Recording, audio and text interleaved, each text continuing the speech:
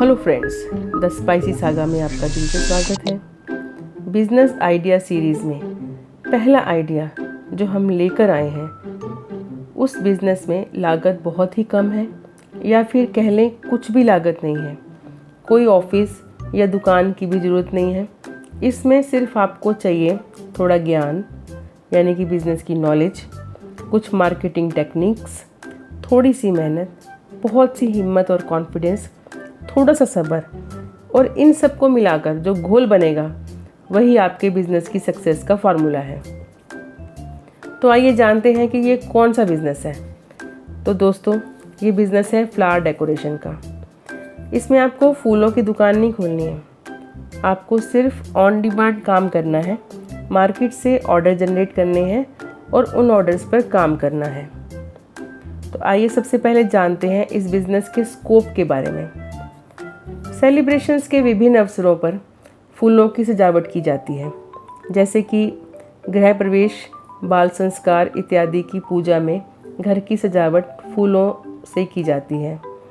विवाह संस्कार जैसे कि रिंग सेरेमनी, हल्दी, मेहंदी, टीका, रोका, गोद भराई, इन सब पर भी घर की सजावट में फूलों का ही उपयोग किया जाता है।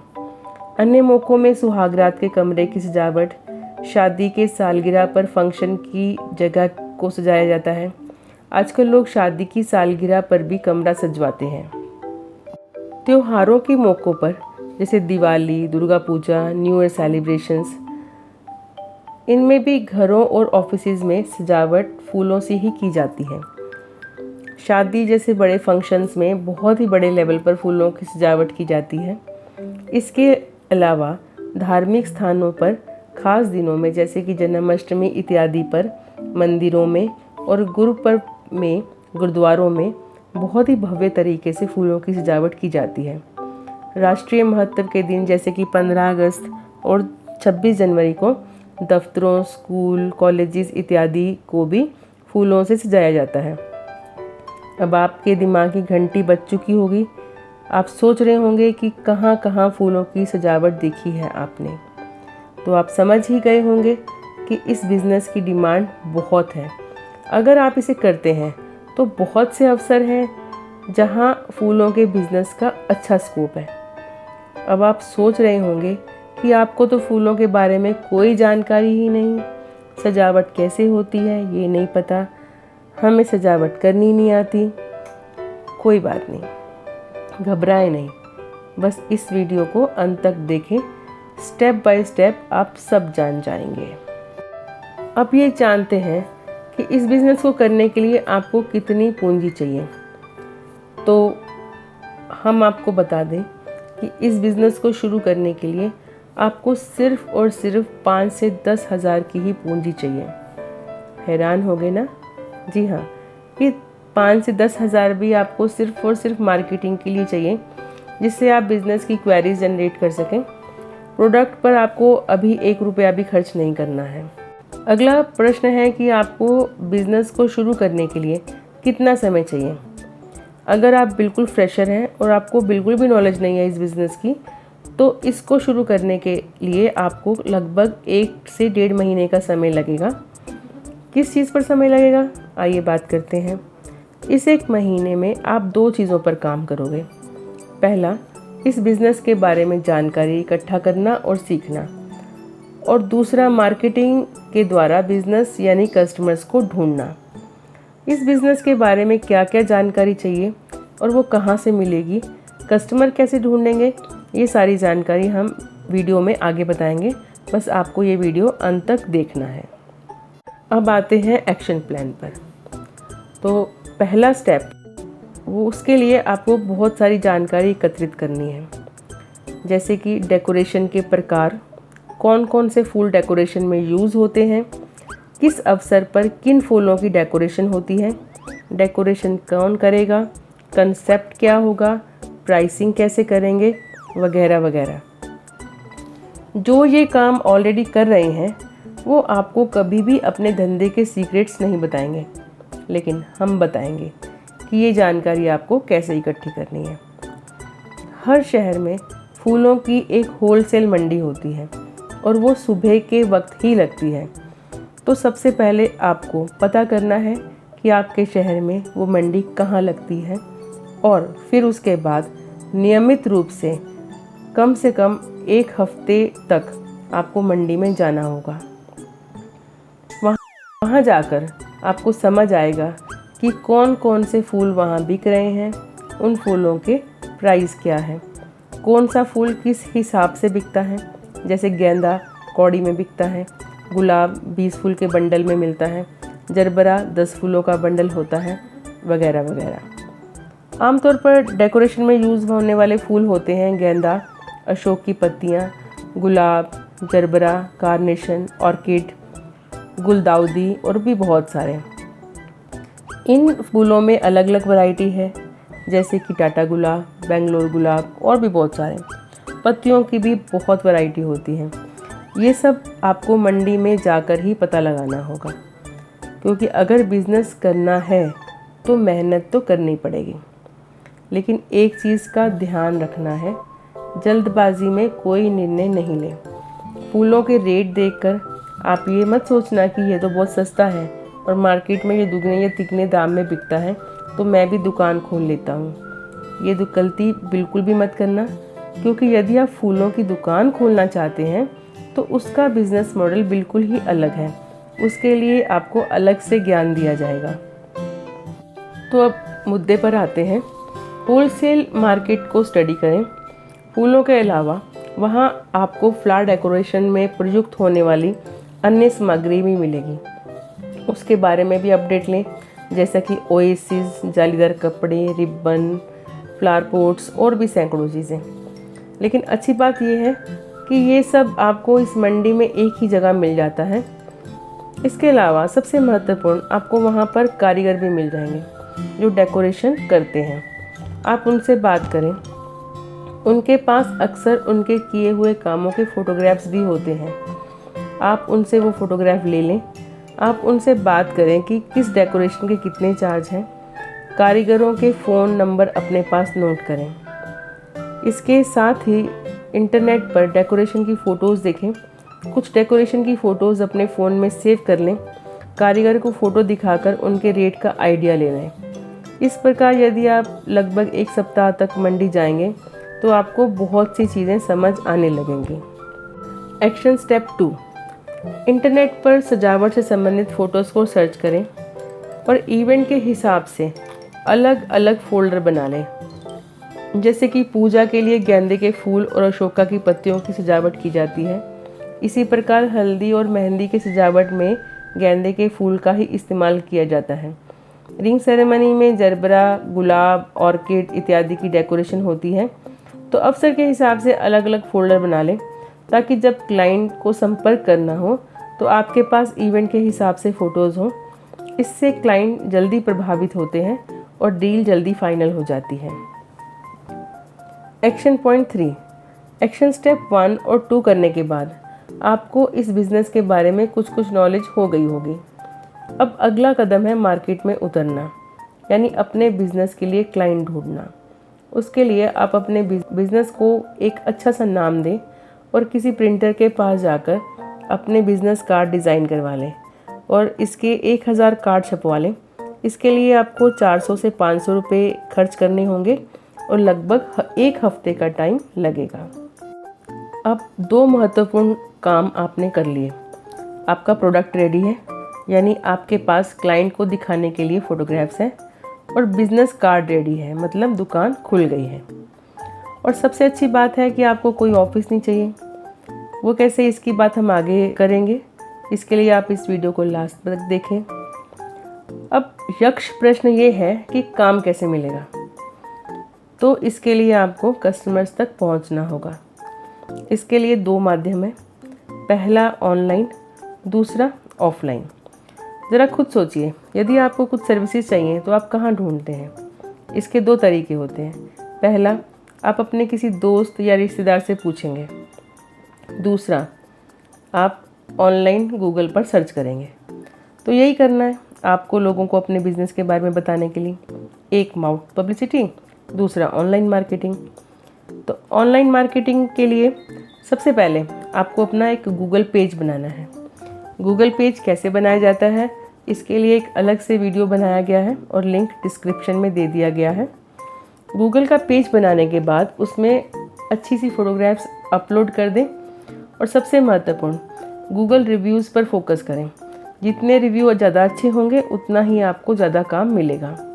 दूसरा काम आपको जो करना है कि गूगल सर्च इंजन पर जाकर सर्च करें फ्लावर सर्विसेज नियर मी।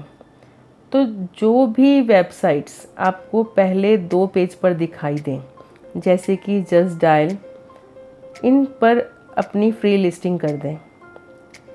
तीसरा, आपको फेसबुक और इंस्टाग्राम का बिज़नेस पेज बनाना है। उस पर आपको डेली पोस्ट करना है।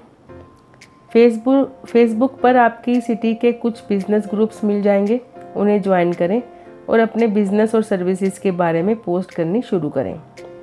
अभी शुरू में फ्री के एडवर्टाइजिंग चैनल्स पर ही ध्यान दें। ऑफलाइन मार्केटिंग, सबसे पहले अपने मिलने जुलने वालों से ही शुरुआत करें। उन्हें अपने नए बिज़नेस के बारे में बताएं।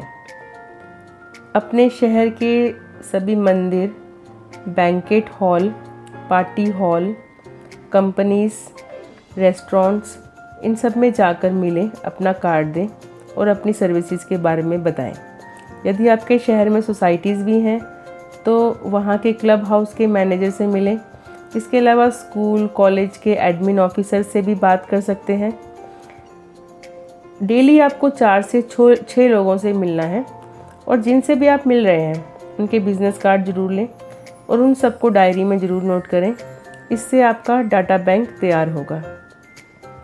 इन सब चीज़ों को करने में आपको लगभग 1 से 1.5 महीने का समय लग सकता है। हो सकता है थोड़ा ज़्यादा समय भी लग जाए, लेकिन यदि आप लगातार इस दिशा में काम करते रहेंगे तो जल्दी ही बिज़नेस मिलने लगेगा। किसी भी तरह का काम मिले, चाहे छोटा हो या बड़ा, किसी भी काम को ना कहें। धीरे धीरे कॉन्फिडेंस बढ़ेगा, आप धीरे धीरे कामयाब हो जाएंगे। अब आपके पास काम की इंक्वायरी आएगी। तो जब आप काम की इंक्वायरी आपके पास आए तो जिस जगह पे डेकोरेशन होनी है उस जगह पर पहले आप विज़िट करें अपने क्लाइंट के साथ और पूरी डिटेलिंग नोट करें। कस्टमर को व्हाट्सएप पर वो डिटेलिंग भेज दें, जैसे कि कहाँ कहाँ डेकोरेशन होनी है, कौन सा फूल लगेगा, कौन सा डिज़ाइन बनेगा, कौन से प्रॉप्स यूज़ होंगे, इन सब की क्या कॉस्ट होगी।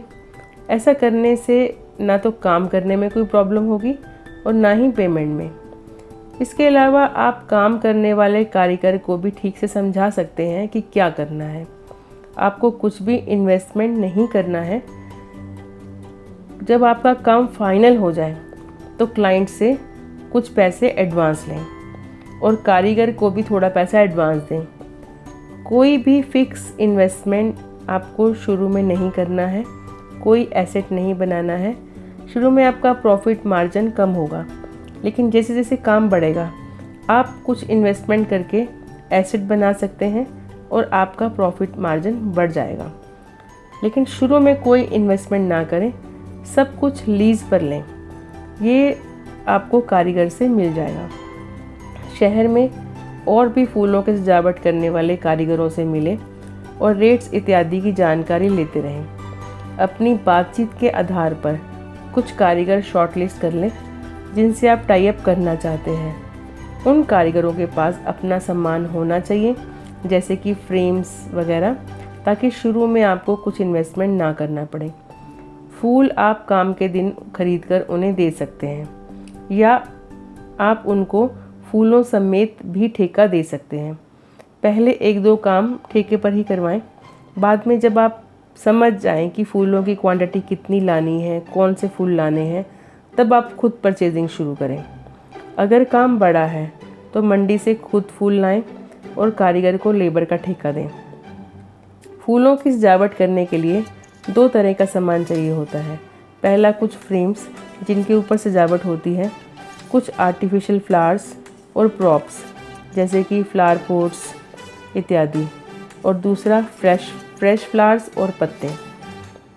क्लाइंट से सारी डिटेलिंग लेने के बाद कारीगर से रेट के बारे में पूछें।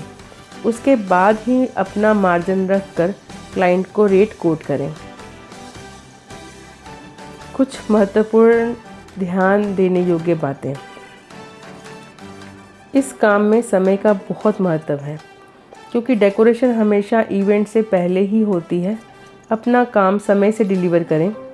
काम चाहे कारीगर करें, लेकिन आप पूरे समय मौजूद रहें।